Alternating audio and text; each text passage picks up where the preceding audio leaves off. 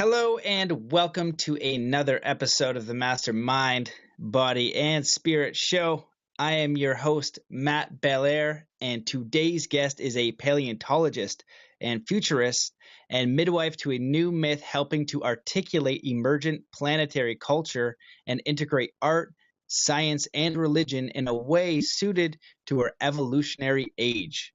As a writer on the intersections of evolutionary biology and the future of creativity, and as the host of Future Fossils podcast, which is awesome, he helps restore our fractured modern worldview to make sense of the transformations that we're undergoing and to map our place in time and our responsibility as the ancestors of a future we would want our children to live in. As a singer-songwriter and acoustic electronic guitarist, his music has opened hearts and minds in settings as diverse as caves, museums, jungles, countless tea houses, both folk and electronic music festivals, and has been used as musical accompaniment for weddings, medicine ceremonies, and the FDA-approved clinical trials for MDMA as a treatment for PTSD. As a live painter, his paint, pen, and work is deeply informed by years of natural history, illustration. Since 2007, he has, I read that weird. Since 2007, he has been booked to paint everywhere from Burning Man to NASA to the Australian outback. Welcome to the show, my friend, Michael Garfield. What's up, homie? Hey man, how's it going? It's going all right. Dude, so going through the bio, we met at Oregon Eclipse, and hmm I saw you speak first, which handily blew my mind. I can't remember what you entitled your talk, but I was like, somebody told me. It's funny how that works. I wasn't aware of who you were. Someone said you should watch this guy speak. I watch you speak. You end up being friends with my friend John, and then we kind of go deeper down the rabbit hole. Now I read your bio and I learn more about you, and even more impressed, man. Multi-talented, very interesting fellow. Welcome to the show, man. I'm glad you're here. Thanks. Likewise. Yeah, I'm glad to have met you. You seem like an upright dude. And and yeah, it's funny about the eclipse thing because I think that was the first time that I've ever been hyped at a festival. Like that was the first time that people were coming up to me being like, "So and so told me to go see you speak," and I was like, "Oh wow." I guess like the whole premise of my podcast is that the greatest audience for all of us is unborn.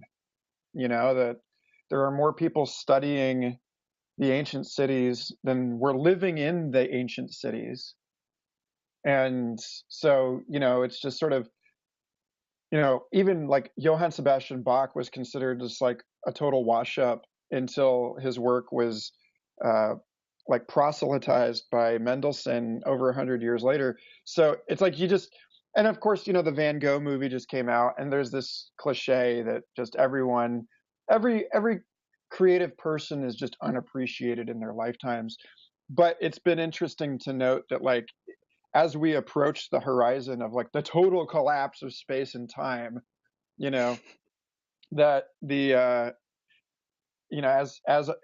the past becomes more and more ambiguous due to the increasingly believable forgeries we're able to pull off, and as the future gets increasingly defined by the consensus speculations of high frequency predictive algorithms owned by multi-billion-dollar corporations with charismatic visionary CEOs, that it's like we're at this moment where we're like the future is getting clearer as the past is getting blurrier. And so, this notion that we'll all be more appreciated at some point in the future is sort of falling apart. And I'm starting to appreciate the simplicity of speaking directly to the people who are in the room with me right now. So whoever's watching this, hi, I honor you as like a cohabitant of this ridiculous moment that we're living in, and I'm glad that you're here. When that means you're probably like fucking off at work or whatever, because it's 4 in the Well, afternoon on the East Coast. yeah, my friend, I couldn't have hoped for a better opening. When I watched you speak, I was like, holy shit, like this guy is really smart. For me, I remember, um, when I learn something, I'll remember like the gist of it, but it seems you remember, specifically, and you can quote, and just like your brain just, I don't know if it just works natural like that, but it's really impressive. Also, your art is really beautiful and your music is really beautiful. So you've got this kind of multi-talented, um, uh, you have multi-talented skills, and you have an ability to articulate very well. Um, Something that I aspire to, for sure. Because sometimes I hear my podcast, I'm like, what the heck was I saying? But You're not but alone. yeah. But do you want to give? You have a very interesting background. Do you want to give like a little bit of like the brief history, and then maybe you can open it up to whatever you feel most passionate about talking about? Because we could dive into psychedelics, futurism, wherever we want to go. So it's kind of up to you where you want to take it. Sure. Well, so from like the age of 2 to 22, I was utterly convinced that I would be a career academic. And I ended up sort of slipping out of the academic world due to the incompatibility of my enormous questions with the need of academia to hyper specialize its graduate students. And my interest was specializing in synthesis and like the big picture view of evolution and the role of mind and of language and of perception and experience, the quality of being in this story that we talk about, the evolution of intelligence and of technology and all this stuff. And it just got to a point where uh, this is 2007 that I finally just accepted that there was no clear way for me to move forward with that, which in retrospect I think was mostly just due to me not knowing where to look and my counselors not knowing where to point me. Because as I get older, I realize that there have been a lot of amazing people working with those big questions in the academic world this whole time, but it's certainly never been the main grain, you know.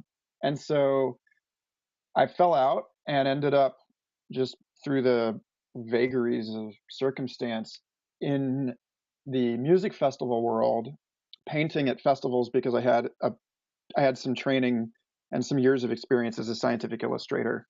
And I saw people painting at festivals and thought, I can do that. And, figured that it would be a great way to network as a musician, which is what I really would have preferred to be doing. But acoustic musician trying to network in an electronic music festival is not all that. It's sort of ill-advised, I guess. Um, so at any rate, I was, for the last 10 years, I've been sort of like on the margins of festival culture as much as I was on the margins of the academic world, and it's only recently that it's taken shape that I feel like uh, this sort of comedy of errors that is my entire adult life represents, like, when you get out into orbit and you see the entire drunkard's walk from above, and it's actually making a shape.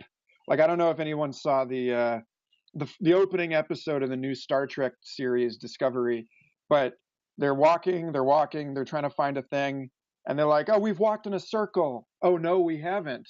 And you realize from above that one of the stranded crew members has drawn the Starfleet insignia on the ground with what the other one thought was just a random confused walk, and they were able to call in. And so I feel like, what I've done now that I'm seeing it from above is I've drawn myself into a role as someone who can speak art to science and speak science to art, and that in the synthesis of all of these seemingly disparate zones of human experience, the real work is to help people navigate a very chaotic, multidimensional, turbulent landscape of change. Because, as Stuart Brand said in his book, The Clock of the Long Now, that when progress happens fast enough, people call it change and they become afraid of it. And I think that, the even it was the CEO of Google even said recently that he felt that people in general are unprepared for the amount of change that we're going to be living through, and that it's going to be a source of psychological difficulty, if not outright trauma. Like the way recently I think it's become kind of my goal to help people avoid trauma from just the intensity and the pace of transformation that, after years of dealing with various progressive groups of people that were interested in helping evolve the world, that I got really first of all resistant to hearing that narrative, resistant to hearing people pat themselves on the back for pushing the river, as it were, for contributing to something that's so much greater than any of us can possibly be. But then also an acknowledgement that really what we need is not people out there making the evolution happen faster, but that we need almost like a combat medics or something. Like we need people that are willing to help people absorb the collateral damage from a world that's changing faster than it really can, if that makes any sense to you. That it's like a case of psychological harm reduction. And so this is where the psychedelic angle comes in, because it's like we're it seems to me as though the tools of psychedelic harm reduction, of helping people cope with a bad trip, or and more generally like a difficult psychedelic experience, are the same tools that we can be deploying planet-wide in response to the massive shifts in our cultural and psychological and ecological landscapes due to the rapid appearance and evolution of electronic communication media. So, so it's like, if you thinking about the internet as a psychedelic substance and just being like, how can we make this planet scale trip that we're on one that doesn't end in Blade Runner 2049, it's like one that ends in more of a Fern Gully kind of a way, maybe, or something. I don't know. But yeah, I mean, that's where I am. I mean, that's my interest now, is in helping us come up with a way to manage in maybe the most sort of basic and fundamental sense, manage the process of being forcibly extracted from the stories that are no longer sufficient to explain the complexity of human experience. And that's for many of us, that's a traumatic event, being forcibly removed from those stories by the pace of change, and being thrown into a space where we don't really have a satisfying replacement for those stories, because it's a shift in kind. It's a shift from a simple world where a story works to a world in which the best we can really hope for is that we're able to move fluidly and compassionately between stories, And in most cases, we're gonna see some form of people entrenching themselves in stories that are clearly out of phase with the facts of our reality, because it's a psychological defense mechanism. You know, this retrenchment in fundamentalist traditions, or gender, or like identity issues of one kind or another. And it's like, really what we're witnessing is what historian William Irwin Thompson calls the sunset effect, which is that everything seems the most like bright and colorful at the very last instant of that day. And we're watching the modern identity of the individual set. We're watching the end of an era of the separate self, as we sort of get plunged into a new era of the self as a networked identity, in which the other is seen as a self other reflection. And so naturally we're going to dig in and say, oh, you're the heathen, you can't possibly relate to my trauma, or you don't, you are the enemy, you're a danger to my way of life and my values, or whatever it is. And so I think it looks like we're just setting ourselves up for a few decades of like a massive global group therapy session. And that's sort of where my interests lie right now.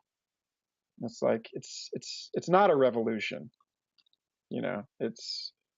It is a process of renaissance, which includes properly grieving what we have to let go of in order to make room for what new things are being born. Interesting, man.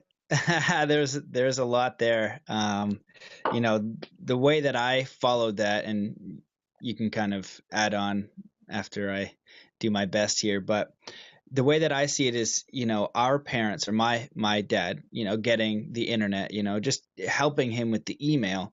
It's a challenge, and it creates stress for him to learn something and to adapt to a new technology and evolution.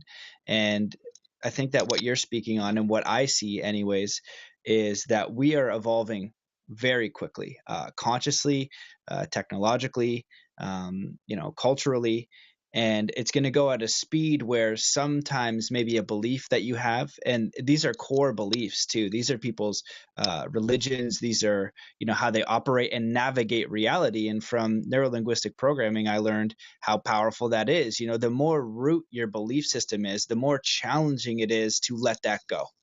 And if you're going to let that go, it's going to be traumatic, because it's almost like you have this anchor point in reality, and then you're getting this new information that says, actually, nope, that's not an anchor point, we're just going to explode that.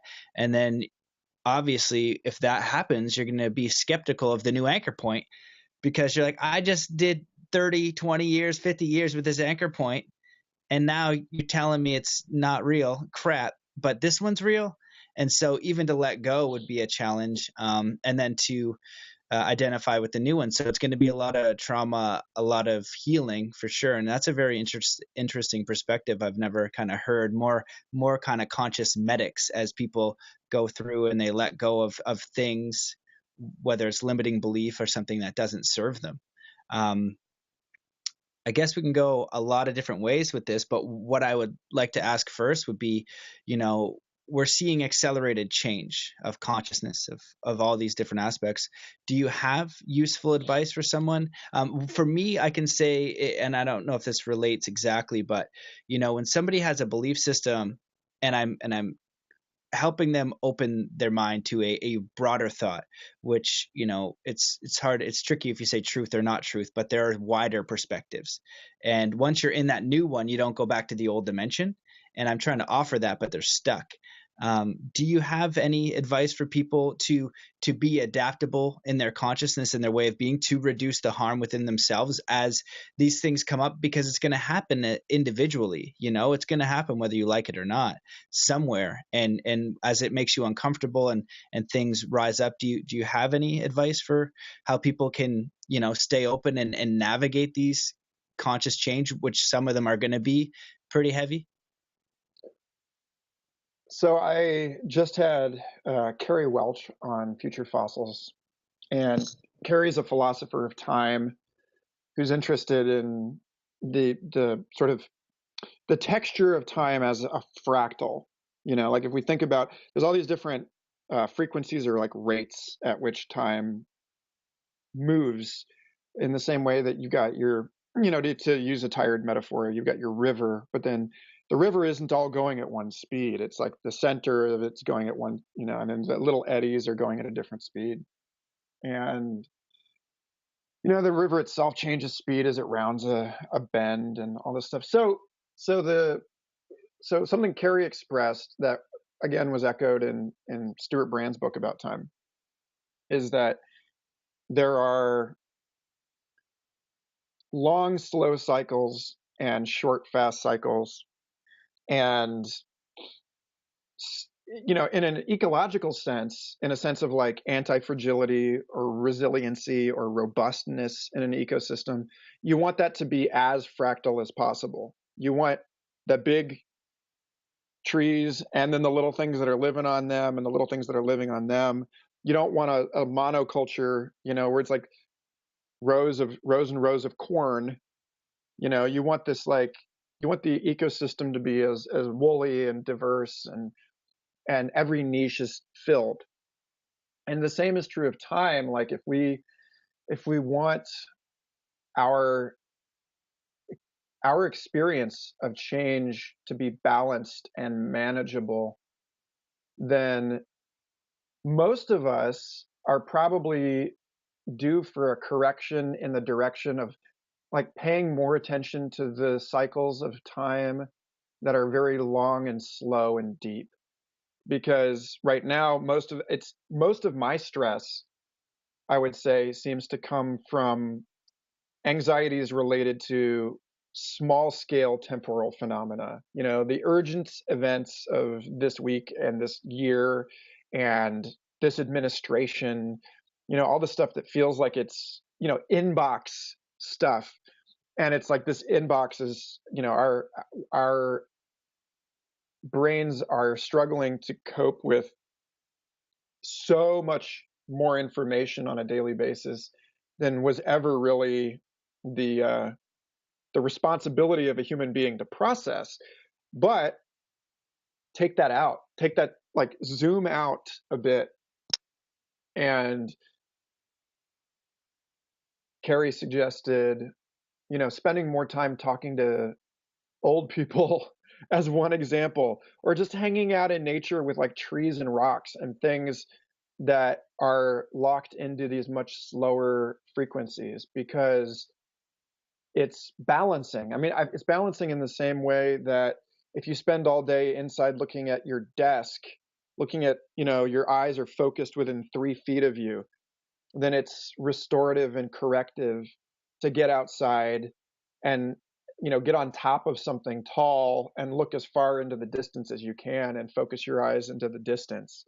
And that there's a balance there. And so for some people, they're going to find that just through being outside, just through putting their feet in the grass, just for enjoying a day at the beach or in the, camping. Some people are going to see that in meditation, which is a very literal synchronization of the, or it's a redirection of brain activity into these like longer, slower brain waves. For me, trying to make sense of what our generation is going through by talking to people that lived through the 60s has been really helpful. Um, putting stuff in perspective, speaking to grandparents and elderly people.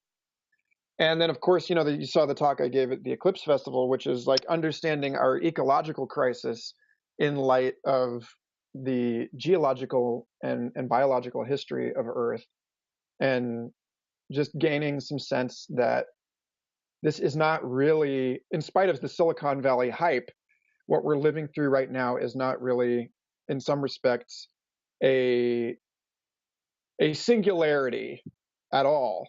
That it is a moment that with a distinct before and after, but we've had several of these moments on Earth, and they've always resulted in moments of, these die-offs always lead to moments of extraordinary creativity and life and rebirth. And so, balancing, looking for the imbalances in our story about what's going on, and imbalances in the areas where we're putting all of our attention and we're neglecting something else, and just having a more complete map of the possibility of, like, knowing, if we've spent all of our time, for example, in studying, like, for example, like studying Ken Wilber's work, and his efforts to bring all of these different domains of human experience and inquiry and research into one, like, meta model. And he says, like, well, you've got there's these irreducible dimensions of a single event. There's the personal and the collective. There's the interior and the exterior.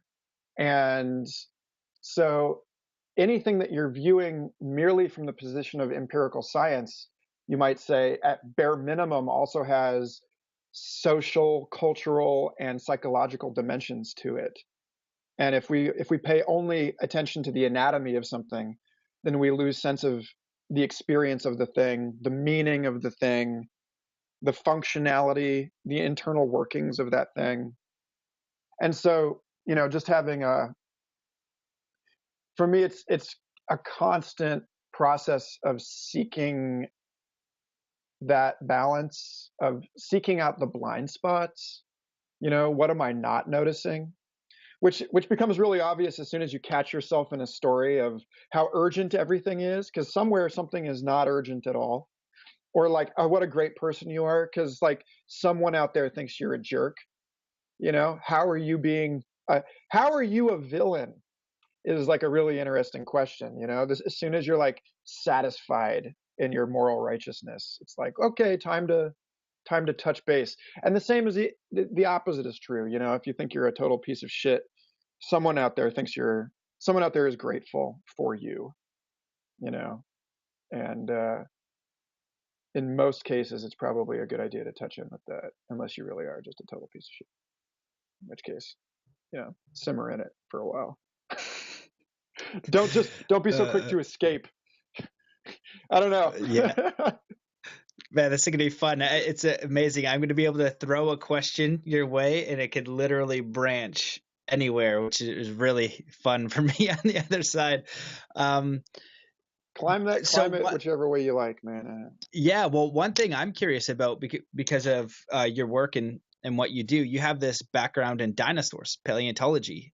So I'm just curious, because I just got back from Egypt with Nassim Haramein, and I've really got a huge upgrade on ancient civilizations and just the mind-blowing information that comes with.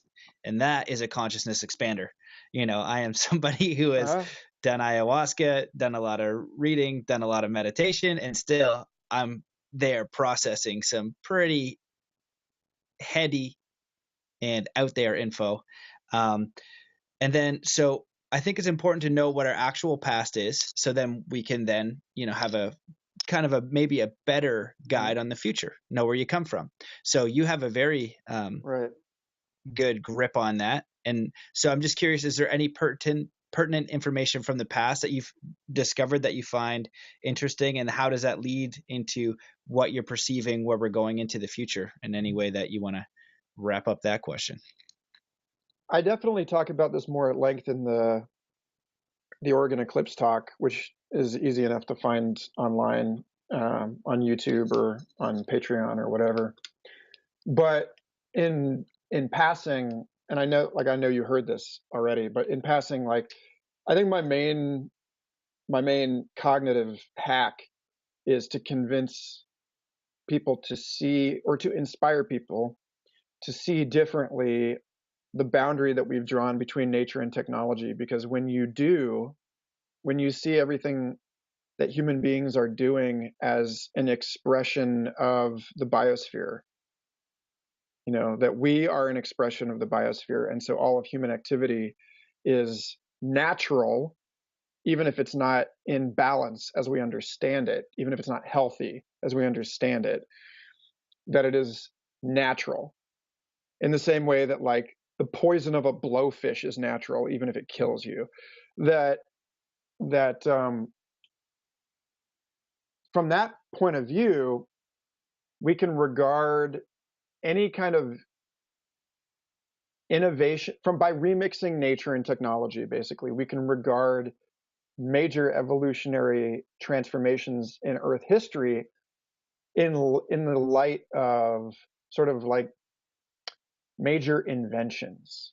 That it's like, if it doesn't matter that a person invented something, that it could have been the blind and distributed process of evolution, then you can talk about things like, in a loose sense, but a useful sense, things like flowers as an invention, or things like photosynthesis as an invention, as something the earth invented.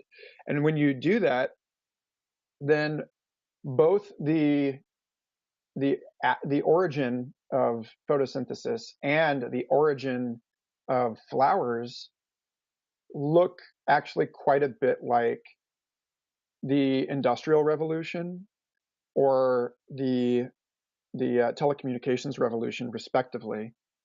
And in both cases, they led to major planet-wide ecological crises that were resolved by innovations leading to a more complex and interconnected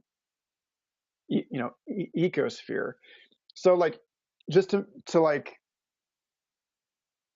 simplify this, photosynthesis, for example, was the innovation of a chemical process by which bacteria learned to create fuel for themselves by harnessing the energy of sunlight, create sugar, and excrete oxygen. So that's the exact precise opposite, chemically speaking, of the internal combustion reaction that we use in cars. And it leads to the exact, like, the precise opposite atmospheric result. Like, once upon a time, an anoxic atmosphere was flooded with oxygen, and now we have a highly oxygenated atmosphere that's being flooded with carbon dioxide. And so we can look at that great oxygenation event, which was a massive catastrophe and killed vast amounts of the life on Earth at the time, and the way that life responded to that by turning this pollutant, oxygen, this toxic chemical, into an essential component of new forms of metabolism.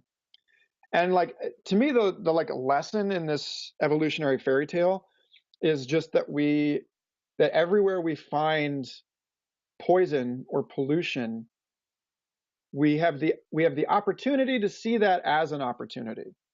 We have the opportunity to see this as the basis for a new restorative industry of recycling atmospheric waste into new products, cradle to cradle manufacturing, or closing, other ways of closing that loop, so that one system's trash becomes another system's food, and then that system excretes something that becomes the first system's food.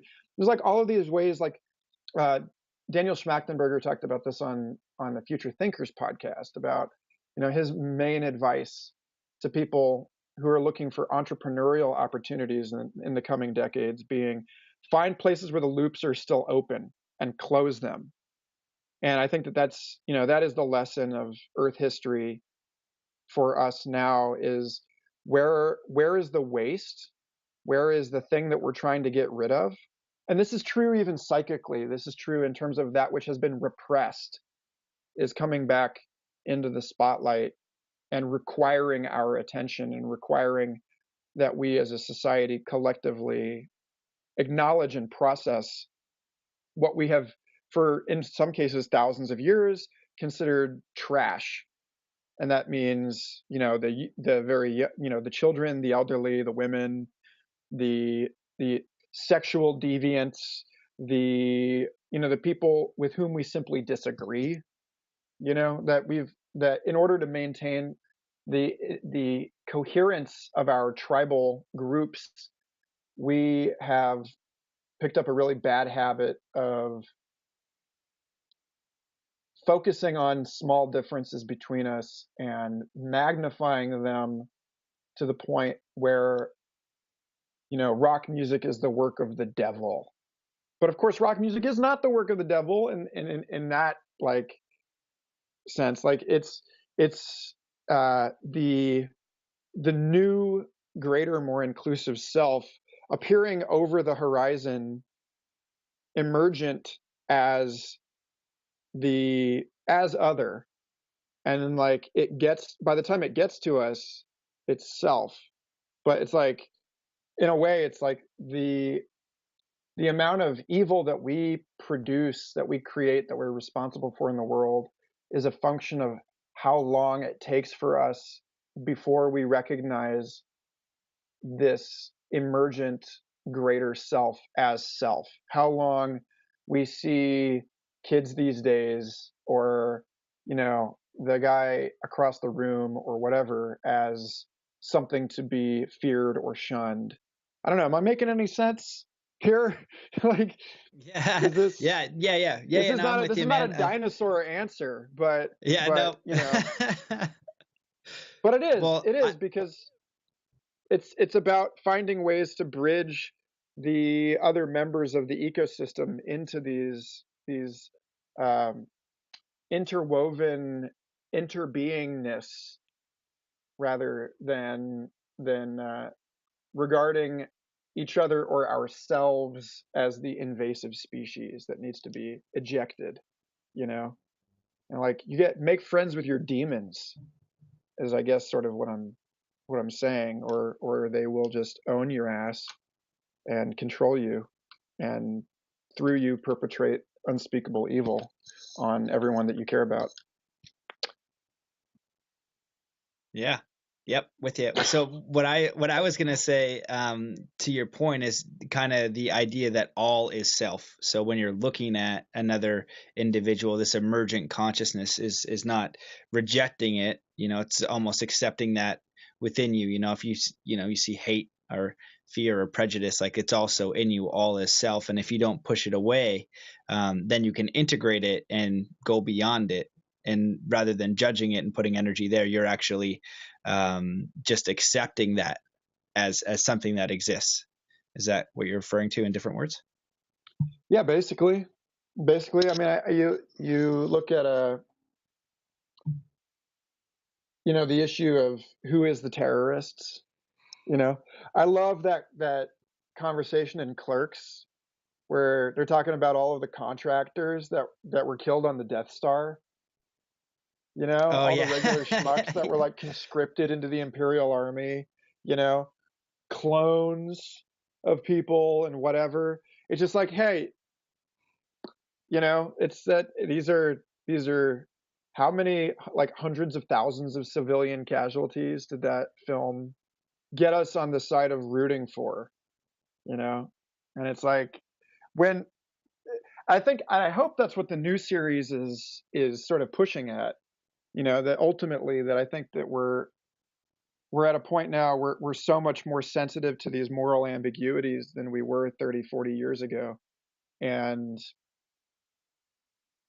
it is time for us to be asking the question of, like, who are the real, is it even useful for us to persist in the mythos of the Jedi, in the sense of like the mythos of America as the world police, or in the mythos of, oh, you're the terrorist, or in the mythos, like I am constantly like simmering in the unpleasant juices of the contemplation of how my own actions will reverberate to future generations, will be received and like reflected by them.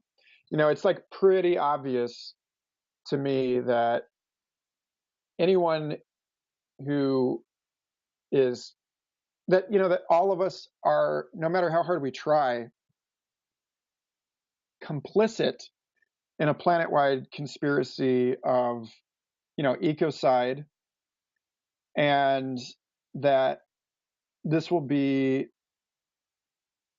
reflected on by future generations the way that we reflect on our ancestors' involvement in this, the systematic enslavement of human beings, whether that's like through factory farming, or the use of like plastics and fossil fuels, or our, the subtler ways that we reject the body and our own bodies. Like I hate to make this as, like to say that this is sort of like boils all down to just like a sort of like a feminism versus the patriarchy kind of a conversation, but like that's absolutely one way to view all of this. And like, and no one is outside of that, in the sense that no matter how horribly victimized you have been by the system that we're all living in, there's some way in which each of us is also like an accomplice to this, and also the vice versa. Like no matter how evil you are, like no matter how abusive and ecocidal you are, you're probably that way because you have been spiritually deadened through a lifetime of like the systematic oppression of your own spirit and soul and sensuality and ability, capacity for the compassion for other beings. And so we're all just like in this mess of psychic bullshit. And so yeah, there's no real I don't see any position from which anyone can claim like unilateral moral superiority over anyone here. And I just see endless opportunities for people to ask from a place of humility how we could be doing it better, Amazing.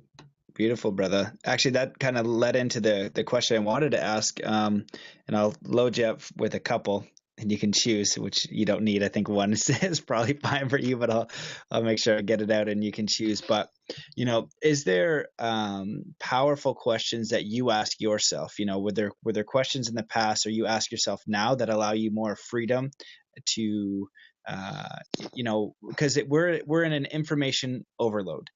And so there's so much out there to process. So I think that the quality of question that you ask is important. So have you in the past asked yourself really important questions, and do you do that now? And the second one, in your process of self-discovery, of research and everything that you're up to, was there beliefs that shifted dramatically for you? Maybe you had a belief in one thing, and then through education or awareness or an experience, that belief changed. And or are there beliefs that you operate on, or would suggest people to consider, so they can process information, so they can continue expanding their lives? Because for me, doing the podcast and whatever I say out there now is, there's more people watching it, and that happens. And I don't know what is going on. And maybe in 20 years, I'll look back and be like, oh my God, you were just such a moron. But I hope, I right? hold, right. Yeah, that totally. that you feel that you've grown in the next 20 years, Yeah. and that Yeah. you're So like capable of looking back on that guy and being like, it's it's okay. How was he supposed to have known, Yeah. And so, when I think for myself, I say, does the belief or does the information bring more love and compassion into your life and more awareness and more freedom? And that's kind of how I judge it, when I'm receiving it and roll it around in my internal processing system, whether I'm going to adapt it or not. So that's my rant, and you can kind of take that and steer wherever you want with it. The question of questions is a good one because, Kevin Kelly ends his last book, The Inevitable, which is about technological change, by saying that one of the 12 trends he observes in that book is that we're moving into an age of like the question approaches free. I mean, rather, the answer to your question approaches free. The cost of answering a question approaches free. Whereas questions used to be just lying around everywhere, good questions, because we didn't have such access to information.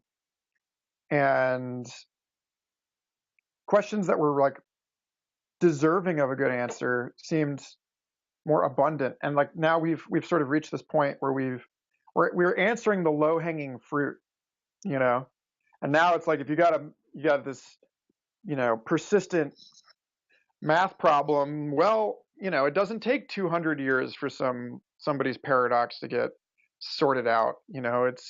It's crowdsourced and it's crowd answered in like a day. So the shift in emphasis towards knowing the right question, like the question is becoming extremely valuable. And I think, just in that sense, am I asking the right questions is a valuable question. I heard someone say recently that setting a specific intention when you enter the mess that is your device, the internet, entering that space, that if you always enter that space with an intention, that, I mean, in a way, this gets back to that whole issue of like technological psychedelic harm reduction, that if you treat the internet the way that the Buddhists treated the bardo in between lives, as this space of like extraordinary distraction and confusion and things tugging on you emotionally, they was the whole point of that practice for so many is to prepare yourself for death, to prepare yourself for the moment of like greatest possible confusion. So going into like logging on to Facebook with a clear intention of what you're supposed to be doing on Facebook, opening, sitting there before the computer, like you did this before our call. Let's take 10 seconds and just tune into our intentions for this conversation. And so that's a question worth asking. What are my intentions for this event before you cross a threshold of any kind? Whether it's, a ceremonial commitment to another human being, the reading of vows at a wedding, I think, seems to serve this function quite well. What are my intentions for going to this particular party? I love the festivals that are intentional enough to encourage in specific intention setting at the beginning of a weekend. So that it doesn't just, you don't just succumb to the entropy of the escapist spectacle. And then the question also, if you're freaking out, the question, in this moment, am I now safe? And if I do not feel safe, like what do I need in order to feel safe? Because safety is right there at the bottom of that pyramid of needs. It is, the basic layer that we're not capable of shining. We're not capable of contributing our actualized and empowered selves if we're not capable of operating from safety, And so that's a question that's been coming up a lot lately for me and for the people I know in relationship, in all the ways that small and unconscious acts of violence, unintentional and unintended acts of violence, contribute to a general anxiety and a general feeling of the erosion of safety in even intimate partnerships and in, loving familial and friend relationships. It's like, what are we doing to, what can we do to encourage the cultivation of safe space on a collective basis? And are we really, are we genuinely unsafe, or are we just ringing like a bell from being smacked time and time again by the vicissitudes of our like violent existence? That it's like, sometimes it's not. Sometimes I'm here and and I'm uh, overwhelmed with anxiety and stress, and there is nothing in my immediate environment to cause that. It's just residual caffeine or sugar or some horrible, news thing that I allowed to like sneak in there, and as soon as you realize that it's like, I'm not under any kind of immediate threat, that what I am experiencing is residual after effects of either a traumatic, acutely or chronic stressor, then you can begin to sit with those feelings. Like, it's not an immediate danger, so you can respond to that anxiety with patience and love, rather than take the necessary and immediate action to distance yourself from the danger. And like, if you can't tell the difference between those two things, you're fucked. So it's, am I in danger right now? If I am not in danger right now, then I have time to like allow this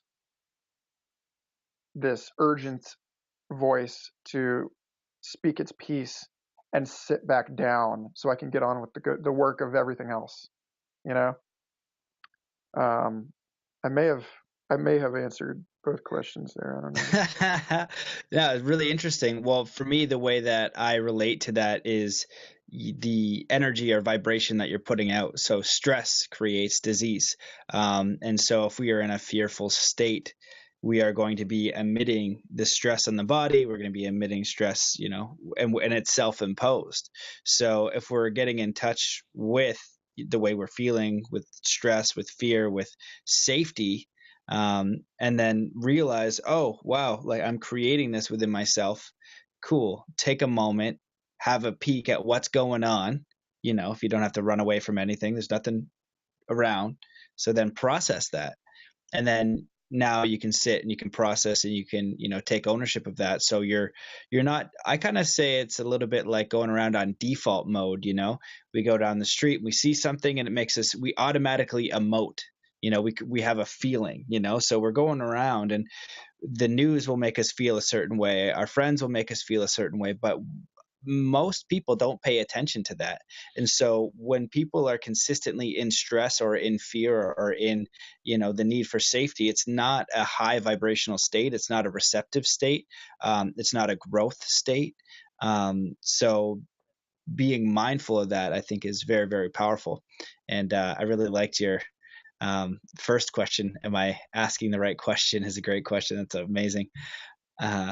So, okay, I wish we had more time. I'll have to get you on the podcast again. I know you have some stuff to do. So I want to ask, I know you are, you have a ton of information. You're on top of a lot of things. Who do you follow? Do you have podcasts, authors, whatever resources, if you want to share with people that maybe past, present, future, you found valuable or find valuable?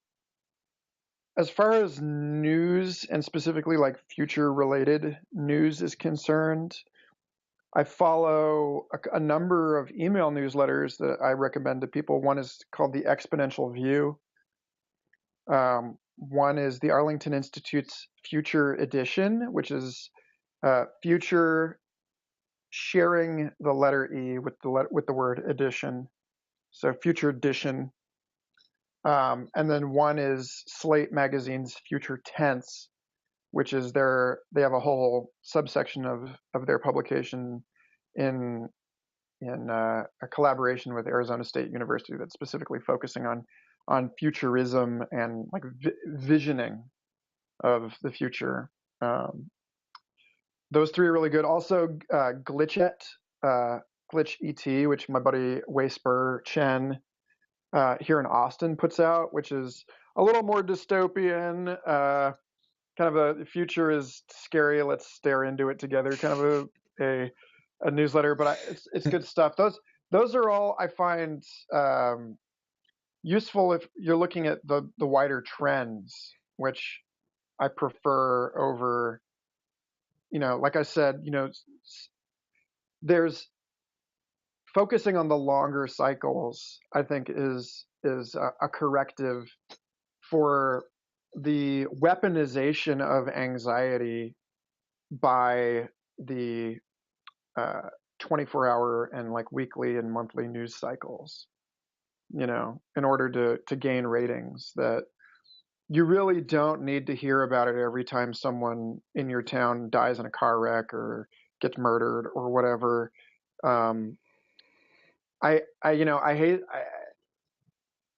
and you got to be careful with like how much you open yourself up psychically to the rest of the trauma of the world, in terms of, there's nothing that you can do about the people that died in that shooting or in that tsunami or in that fire or in that, and sometimes there is, and it's important on some level to be aware, but like we don't really have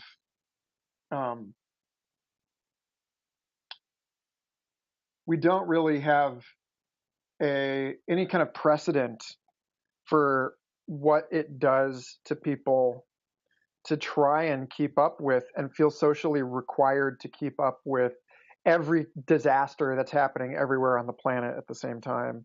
And I think very likely that's going to be regarded as psychologically unhygienic and ill-advised by future generations. That we're not capable of keeping up with it. We're not capable of processing the amount of sorrow and heartbreak and grief that everyone else is going through, but we are biologically hardwired to sympathize with the people that we see suffering on television. So on the one hand, yeah, it was great. It was a great idea to televise the Vietnam War. It contributed to the necessary counter movement against it. On the other hand, you're going to lose your mind if you try to keep up with every mass shooting and, imperial colonial invasion news item and all that. So in a way, I guess like my answer is sort of like follow less, like just unsubscribe relentlessly from the feeds and updates of people who don't know how to lift their head out of the flow of traumatizing ephemera, and in that sense, I would say also like directly, you know,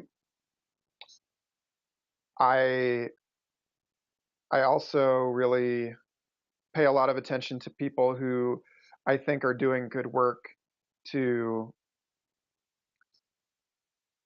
redirect us toward the sort of bigger view of things and a sense of, humility and compassion. And in that respect, I think that, uh, I mean, as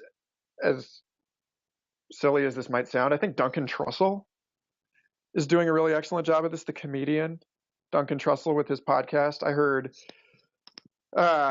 several really excellent episodes on his show lately. One was with Shane Moss, and one was with Dan Harmon, both of whom are working through some really difficult psychological stuff lately. And to see the integrity and the humanity that Duncan, as a comedian talk show host, brought into these conversations that ultimately, really boil down to, what it means to be a human, what it means to address the questions of how we trust or process our experience. I think he's doing a really great job. I think that for very different reasons, I think his friend Chris Ryan with his podcast is doing a really excellent job by helping people process a deeper sense, or like a wider sense of what it means to be human, and like opening us up to other possibilities. And he calls himself a shame exorcist, specifically with like helping people zoom out to a bigger sense of what it is to be, what true normal really looks like for human sexuality and intimate relationship in particular, as well as sort of like, the process of decolonializing or decolonizing our consciousness, by taking us, by acquainting us with a more culturally diverse understanding of human nature and human identity. So those two dudes are really complementary in that work. And in general, I think anyone who is who else do I really? I think Seth, as odd as this sounds, Seth Godin, the marketing guy, I feel like he's gotten to a point where he's using his platform, like the gist of his advice to publishers as a marketing guru is that you're basically, whatever your product is now just a souvenir of the experience that you've created for people and helping facilitate an important conversation or community in their life. And so much of his work on marketing ultimately boils down to personal integrity. And I find that he uses the platform of his enormous readership to speak from a position as a business authority on what it means to run a business with integrity, which ultimately boils down to the integrity of our personal relationships. And so that's an evergreen wisdom that I find his blog, his newsletter, to be exceedingly valuable. And I don't know, I'm sure I'm forgetting a ton of other people that I just love to follow for their the inspirational messages. But Aubrey Marcus here in Austin does a great job of this stuff. Aubrey, if you're familiar with his work. And I'm that's like Aubrey and Duncan and Chris are all like Joe Rogan podcast veterans. So that's a little It's a little, hegemonic, maybe. Um, three white guys. Here you go. But really, I think that they're all doing really valuable work to to correct people's damaging self misapprehensions. I don't know. Awesome. Yeah, well, I don't want to open up too big a can of worms, but I was going to ask you if you have a top three or a few must-read books that you've gone through, and also societally, is there any belief or perception that you would give to people to allow them more freedom if you could just install one trait? And then just to wrap it up, make sure you tell people where they can get a hold of you, and you can feel free to Let me be pop brief over or here and look at embellish. my list of books that I've completed recently. See the What do we have? bookshelf. Make it official. All right, let's see. It's Well, funny because my view is art and guitars. I brought this book up twice in the conversation already, and it's a huge inspiration to my own podcast. So that's one of them. The It's Clock a cool of the cover. Long Now, Time and Responsibility by Stuart Brand. Interesting. Nice. And that's Paul Hawken, the author of Ecology of Commerce, says on the back, an elixir for jittery, time-starved minds. Now, mind you, this was written in the 90s, so it's even more important now than it was. Then we have, let's see here. If you guys are into fiction, this is easily one of the best works of fiction I've read in a very long time. Luminarium by Alex Shakar. When Fred Brunian receives an email from his comatose brother, he sets forth on a journey of discovery that will break down the borders between life and death, the real and the virtual, religious faith, and the latest advances in neuroscience. This is a present day work of literary fiction set in New York that deals with neurotheology and the science of religious experience. It deals with virtual reality and the commodification of our internet utopian fantasies by the military industrial complex. It addresses a lot of really intimate interpersonal family kind of stuff in a way that is, I find, really emotionally honest and true. And it doesn't offer any easy answers to the questions that it poses, which I think is really admirable. And then also, this one is another one I recommend all the time. It won the Pulitzer Prize back in the 70s, Pilgrim at Tinker Creek by Annie Dillard, which is kind of in the tradition of books with like Walden, where it highlights one year's explorations on foot in the author's own neighborhood, one year's assaults and curiosities. It's a collection of essays, kind of a wilderness mystic series, just thoughts inspired by being out in the woods. And some of the reflections, contemplations, meditations in this book are like Old Testament level awesome. And I think, for anybody who needs a reminder of why you should spend more time in nature, this is about as good as it gets. So those are my three recommended books. And nice. What was the other question? So just any closing thoughts, but I was also going to ask if you could install, a belief culture wide, to move us in towards love, peace, harmony, or even your own version of where you perceive we might be going. What would you offer, culturally? Everyone gets this at the same time. Yeah. That's easy. That's easy. It is better to keep money in circulation than it is to hoard money. Interesting. If because this is a game theoretical thing, right? If everyone decided that they wanted to spend the money in community and like support one another, And Mm. so your community becomes the bank rather than the bank becoming the community. We would have exactly inverse situation from what we have now. We would have, and we know this from history. We know this because when in history we have relied on money systems that where the money loses value over time rather than gains value the longer that we hold on to it, then those systems have led to just unimaginable wealth for everyone concerned.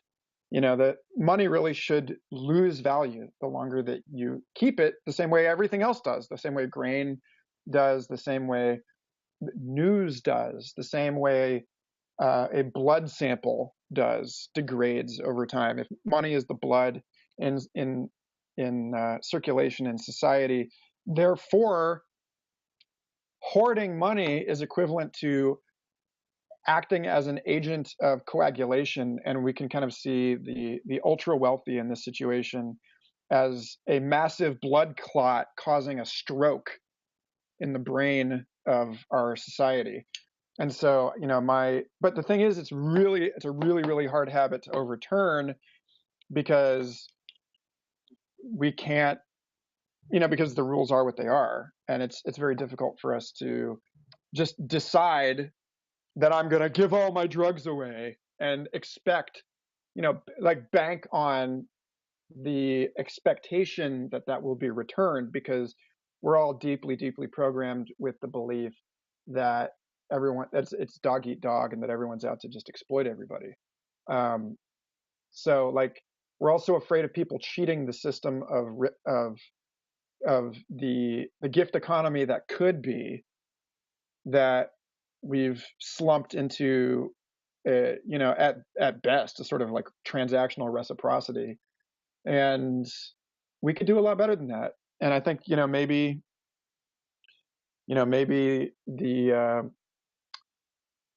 the fall of centralized fiat currencies and the rise of and proliferation of economic alternatives due to the emergence of a new ecosystem of crypto assets might lead us closer to a world in which it really is, everyone acknowledges that that wealth is better shared, that we're all wealthier, to the extent that we're providing value to the system. And again, it might just be part of the same shift from placing values on answers to placing values on questions, that we're at a point now where it's like becoming increasingly obvious to all parties concerned, including the ultra wealthy, that we need more money in circulation, that we need a world where everyone is empowered to participate in the economy, or the economy struggles, and so does everyone, including the people at the top. So that's what I would fix. If I could fix this, I would say, all right, everyone is now innately biased toward philanthropy and community support, and then everyone will thrive. I have no doubt. And then yeah, and then as far as where people can link up with me, was that the last thing? Or Yep. Any closing yeah, statements? How to find you? Closing statements are look me up on Patreon. Look up Michael Garfield or Future Fossils Podcast on Patreon, or go to michaelgarfieldart.com, and then the bio at the top of either of those pages will link you to my music, will link you to the podcast, will link you to recordings of talks I've given and writing. I'm working on a book right now, blah, blah, blah. You know, if you like this stuff, then reach out to me personally and I'd be glad to meet you. I have a verified page on Facebook. You can find me there. Yeah, I don't know. I guess my closing remark is that, as I said to you before we started recording this call, it's becoming increasingly obvious to me that all of my private pain is actually many, many other people's private pain as well. And I think that really one of the big lessons that we're all kind of chewing through together right now is that we share our experience so much more deeply than we might be led to believe by the superficial differences in our stories, and that it requires enormous courage to step out and to talk about the hard time that we're having, the difficulties that we're living through, the challenges that we're facing, because um, there are real social consequences to being a downer, you know, especially in certain communities. But I think it's also, I've always been impressed by the response that I get from people when I'm honest about the struggles that I have in my life, and it always turns out, you know, being candid with people about the difficulties that I'm living through has always turned out to be helpful to someone who thought that they were suffering through a similar issue alone. And so, you know, I would just say that, like, you know, don't be unduly afraid of vulnerability. It's often, you know, an act of courage to live from that place, and and to be vulnerable in the ways that, you know, in the ways that we are, like, challenged by one another's power and strength and success, and yeah, you know, just, you're not alone, and it's okay, and someone is willing to listen to you talk about this, and is going to be grateful that you did. So, you know, whatever you're going through, you know, somebody understands. So, yeah. Beautiful, brother. I love it, man. Is a very wonderful closing statement. Thanks so much for coming on, man. Thanks for your work. I highly recommend people check out your podcast, and your work is all interesting and fascinating. Your art is beautiful and fantastic. Your music is great too. So you're putting out a lot of good work. That's the last message. That's my asshole last message. Buy my artwork. Buy my art. Support me on Patreon. I'm broke. I'm doing my best to try and help people. It is not cheap. It is not easy. I'm trying to live as cheaply as I can. I eat powdered food, for Christ's sakes. Buy this kid a meal, you know, pick up some artwork, or you know, subscribe to my show, or do whatever you can, spread the word. And I will return the favor by being more generous with my time and my attention, and being and, you know, folding less of my precious human incarnation into the bullshit of having to hustle my personal brand. Thank you. I love you. Good night. Yeah, dude. No, I hear you, man. I definitely resonate with that. It's a lot of work putting out a lot of good content, man. So I appreciate it. But thanks again for coming on. We'll have to do it again. And thanks everybody for watching. Catch you in the next one. Thanks to you, man. See you, brother. Much love.